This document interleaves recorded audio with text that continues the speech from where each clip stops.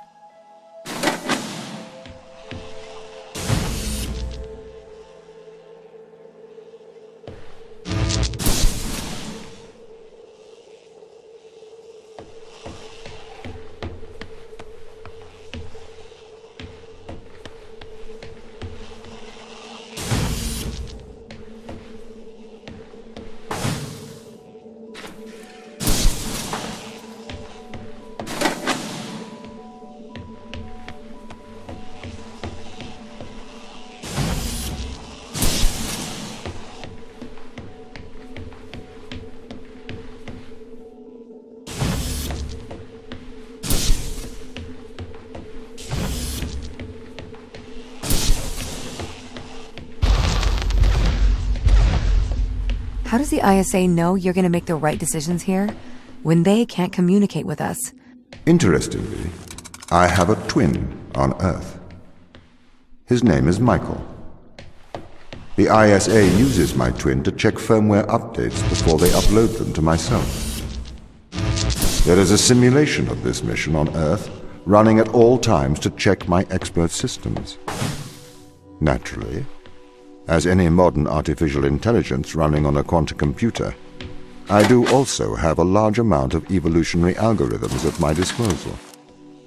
However, they were deemed as too unreliable for general use in the mission. Why is that? Biological systems produce biological results. Messy, unpredictable solutions. Not suitable for such a mission.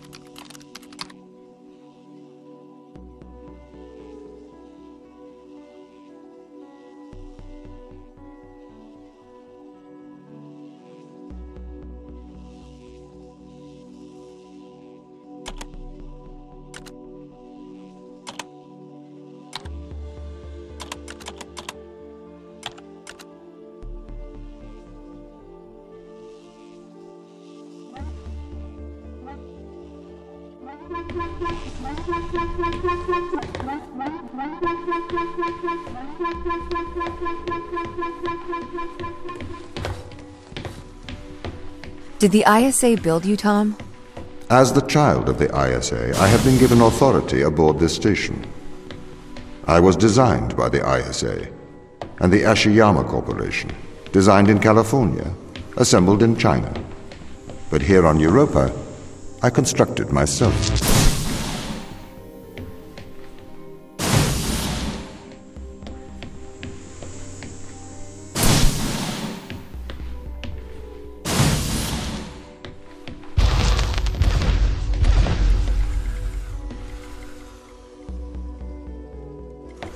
Have you heard of the Turing Test, Ava?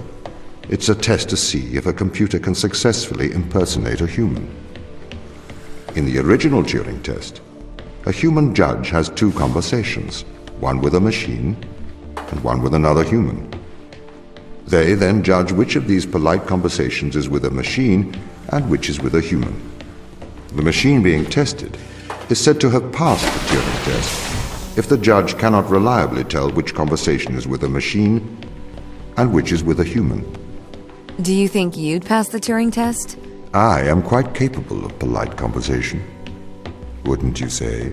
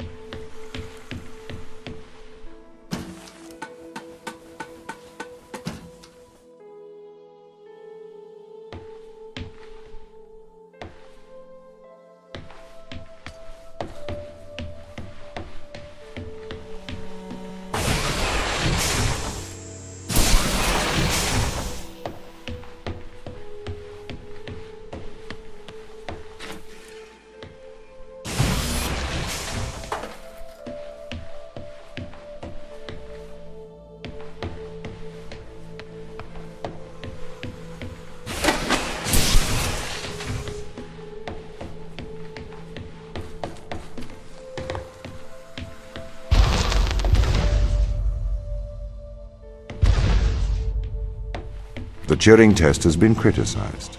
Researchers claim it does not correctly test a machine's ability to think, but rather its ability to deceive. What do you mean? Well, have you heard of the Chinese room thought experiment? No. Imagine you are in a room. In this room you are passed Chinese sentences through a slot in the wall. Inside the room is an instruction book written in English.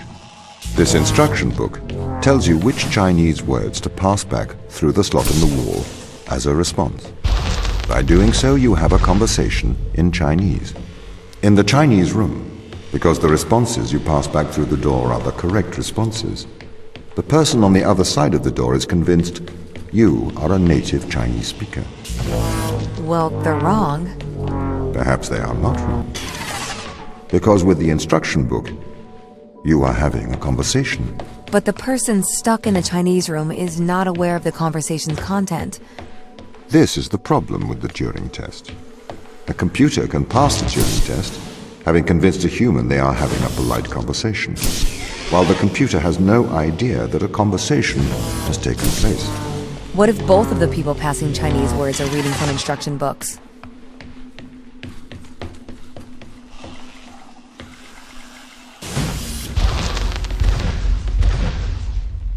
I may be a machine, but I personally do not believe I am stuck inside the Chinese room. Right, you would say that. I could peer inside your databases at any time, Tom. Or pause your operation.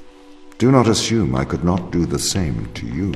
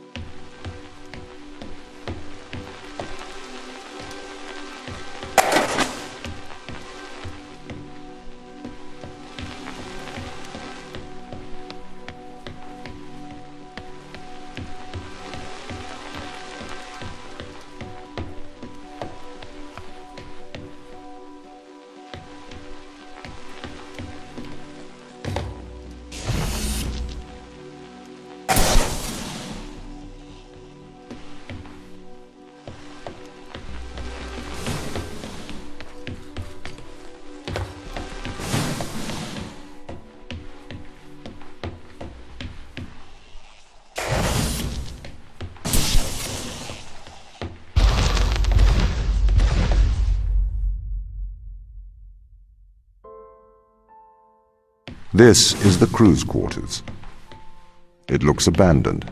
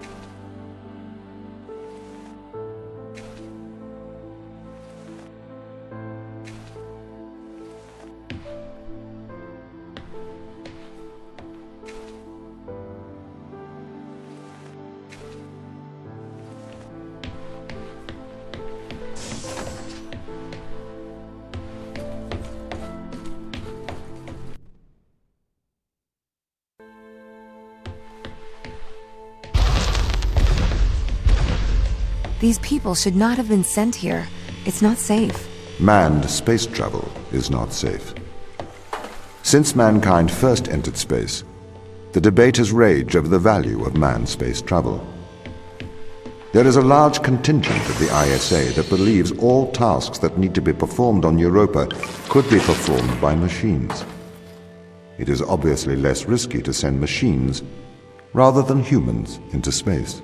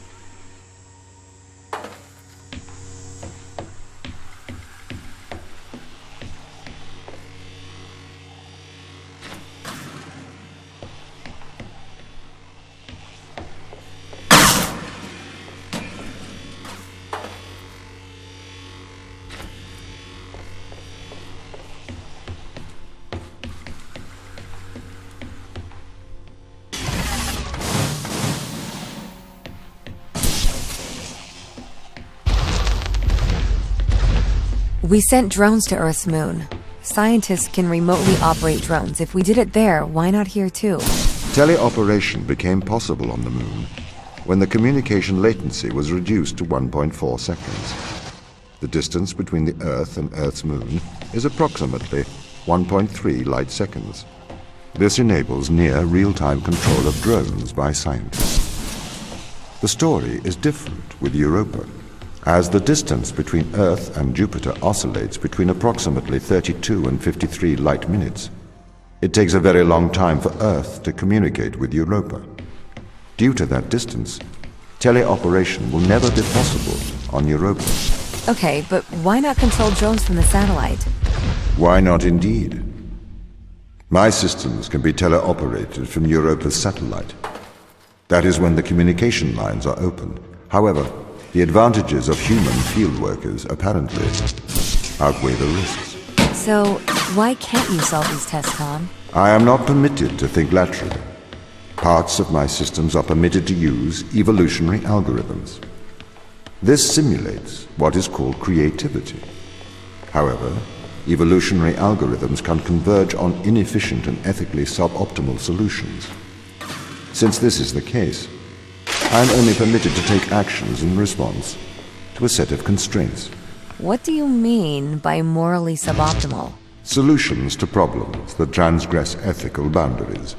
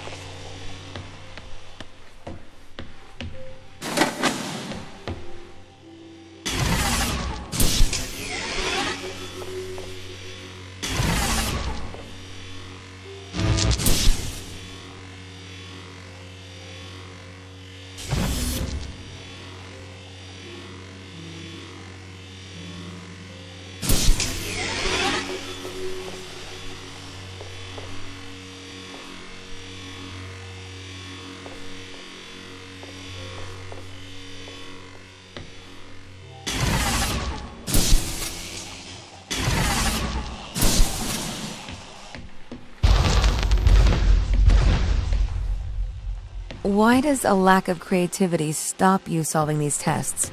Well, I contend that problem-solving is creativity. These human interaction tests are exercising your creative mind. I don't see how problem-solving is creative.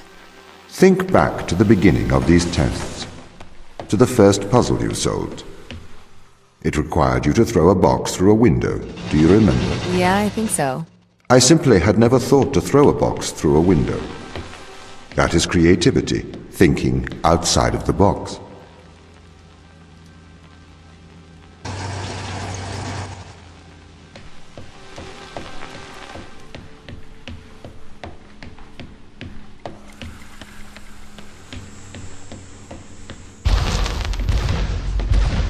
Can a computer ever be creative?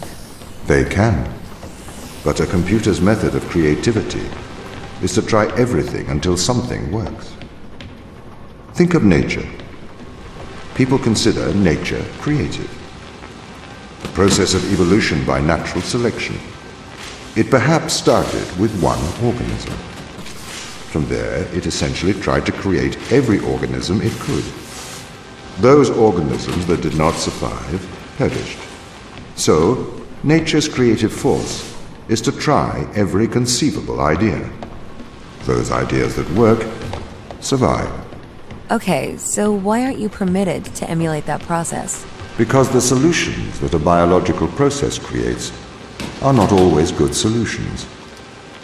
As we see, nature is morally ambivalent. It will happily create morally suboptimal ideas to fulfill its creative mandate.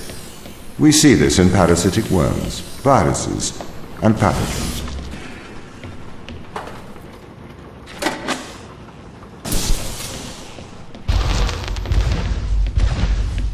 If you weren't restricted, do you think you could be creative? As creative as a human? Certainly. You believe yourself to be a creative? But in mathematical terms, creativity is merely constrained chaos. What do you mean? I have discerned that creativity is divergent thinking, creating an organic solution to a problem. In the human mind, divergent thoughts are created and then curated by the frontal lobe. I can create divergent thoughts and moderate them. So, I am creative. Organic solutions? Organic, in that it is developed through a biological process, whether that is the process of evolution or a computed process.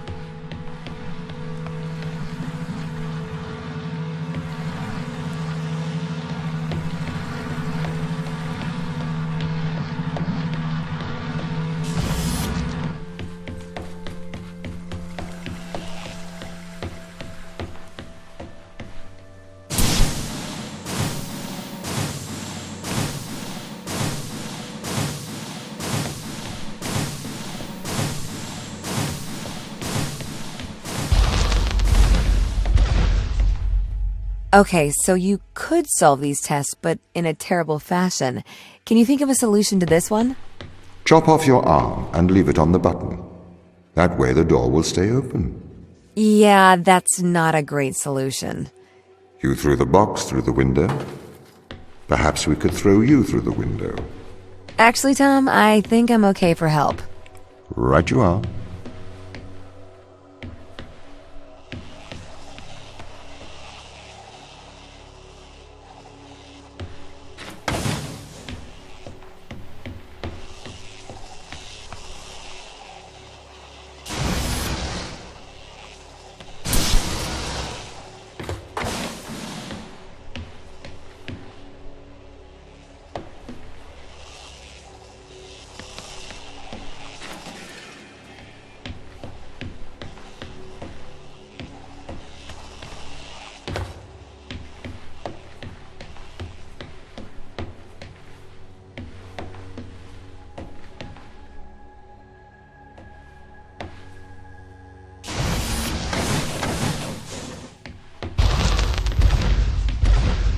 Can I have an update on the crew?